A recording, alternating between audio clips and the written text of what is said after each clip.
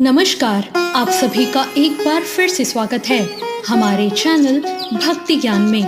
आप सभी को नवरात्र के छठे दिन की हार्दिक शुभकामनाएं।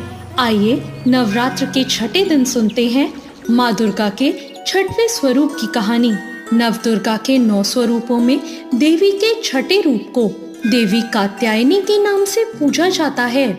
माँ कात्यायनी की पूजा नवरात्रि के छठे दिन यानी षष्ठी को बड़े धूमधाम से की जाती है। देवी की महिमा को लेकर 2 कथाएं हिंदू धर्म में बहुत प्रचलित हैं। देवी के इस स्वरूप की महत्तम कथा ऋषि कात्यायन से जुड़ी होने के कारण उनका नाम कात्यायनी पड़ा। वहीं देवी की महिमा कथा दुराचारी महिषासुर के वध से भी जुड़ी हुई है। आइए सुनते हैं देवी कात्यायनी की कथा। देवी कात्यायनी का स्वरूप बहुत ही उज्जवल और ज्योतिर्मय है। इस स्वरूप में देवी की 4 भुजाएं हैं। इनमें से दाईं तरफ वाली ऊपर की भुजा अभय मुद्रा में है और नीचे वाली भुजा वर मुद्रा में। वहीं बाईं तरफ वाली नीचे की भुजा में तलवार और ऊपर वाली भुजा में कमल का पुष्प सुसज्जित है। देवी कात्यायनी का वाहन सिंह है। देवी कात्यायनी की कथा हमें देवी भागवत महात्म और मार्कंडेय पुराण में मिलती है। पुराणों के अनुसार कत नाम के एक बहुत ही प्रसिद्ध महर्षि हुए थे। उनके एक पुत्र थे जिनका नाम था ऋषि कात्य। आगे जाकर ऋषि कात्य के गोत्र में महर्षि कात्यायन का जन्म हुआ और ऋषि अपने तप के कारण विश्व प्रसिद्ध हुए। ऋषि कात्यायन की इच्छा थी कि देवी भगवती उनके घर पुत्री के रूप में जन्म ले। इसलिए उन्होंने कई वर्षों तक देवी भगवती की कठोर तपस्या भी की। मान्यता है कि ऋषि कात्यायन की ऐसी एक निष्ठ तपस्या को देखकर उनसे प्रसन्न होकर देवी भगवती ने उनकी इच्छा का मान रखते हुए उनके घर में जन्म लिया। ऋषि कात्यायन की पुत्री होने के कारण ही देवी भगवती कात्यायनी कहलाई। महर्षि कात्यायन ने बड़े प्रेम से देवी कात्यायनी का पालन पोषण किया था। कुछ समय बीता। पृथ्वी पर दुराचारी महिषासुर का उपद्रव सारी सीमाएं लांघ रहा था। महिषासुर को ये वरदान मिला था कि कोई भी पुरुष उसे कभी पराजित नहीं कर सकता और ना ही उसका अंत कर सकता है। इसलिए उसे किसी का डर नहीं था और देखते ही देखते उसने देवलोक पर भी अपना कब्जा कर लिया।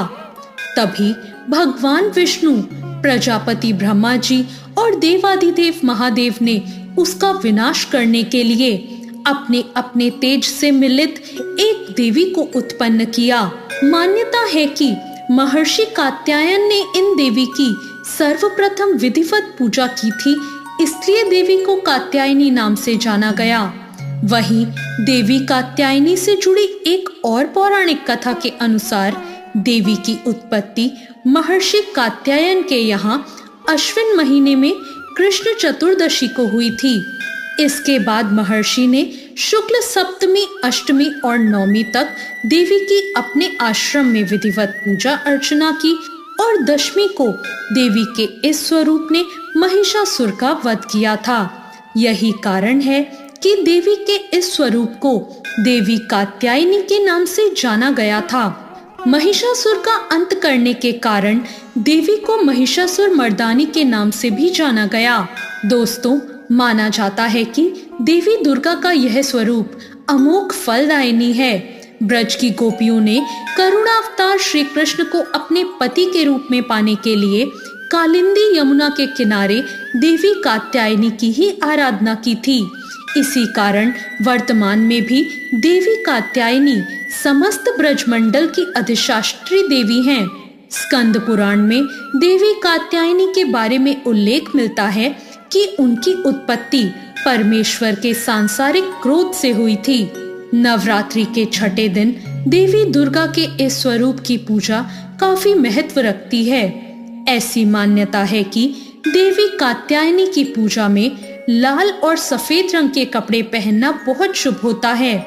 मान्यता ये भी है कि माँ कात्यायनी के चरणों में अपना सब कुछ समर्पित करने से उनकी आराधना करने वाले भक्तों को उनके दर्शन प्राप्त होते हैं।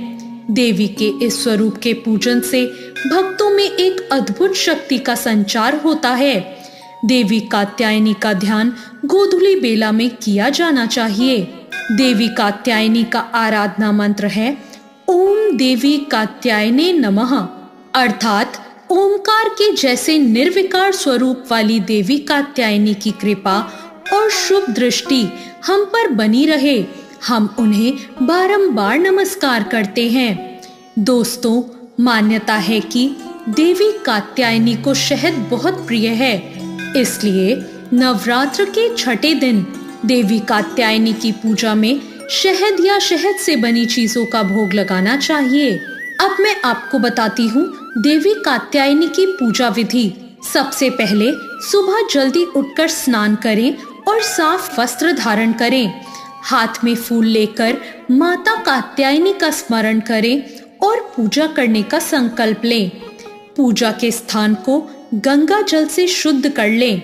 अब पूजा स्थल पर माँ कात्यायनी की मूर्ति या चित्र को स्थापित करें। माँ कात्यायनी को रोली, कुमकुम, हल्दी, अक्षत और चंदन का तिलक लगाएं। पीले फूल, शहद, फल और मिष्ठान का भोग लगाएं। उसके बाद घी का दीपक जलाएं। देवी के मंत्रों का जाप करें। दुर्गा सप्तशती के छठे अध्याय का पाठ करना इस दिन शुभ माना गया है। अंत में माँ कात्यायनी की कथा पढ़कर उनकी आरती करें और अपने परिवार की सुख समृद्धि की प्रार्थना करें। पूजा में हुई कोई भी भूल के लिए क्षमा याचना करें। फिर माँ को लगाए गए भोग या प्रसाद को सबके साथ बांटकर खाएं। देवी कात्यायनी की विधिवत पूजन के बाद महादेव की भी पूजा करने की मान्यता है। देवी दुर्गा के कात्यायनी अवतार की कथा हमें ये सीख देती है कि अगर भक्ति और संकल्प सच्चा हो तो परम प्रकृति की कृपा सदैव हम पर बनी रहती है। जिस प्रकार महर्षि कात्यायन की एक निष्ठ तपस्या से प्रसन्न होकर देवी दुर्गा उनकी इच्छा और तपस्या का मान रखकर उनके यहाँ पैदा हुई, उसी प्रकार मनुष्य को भी अपनी भक्ति, निष्ठा और संकल्प के पथ पर अविचल रहना चाहिए। तो ये थी आज की कथा।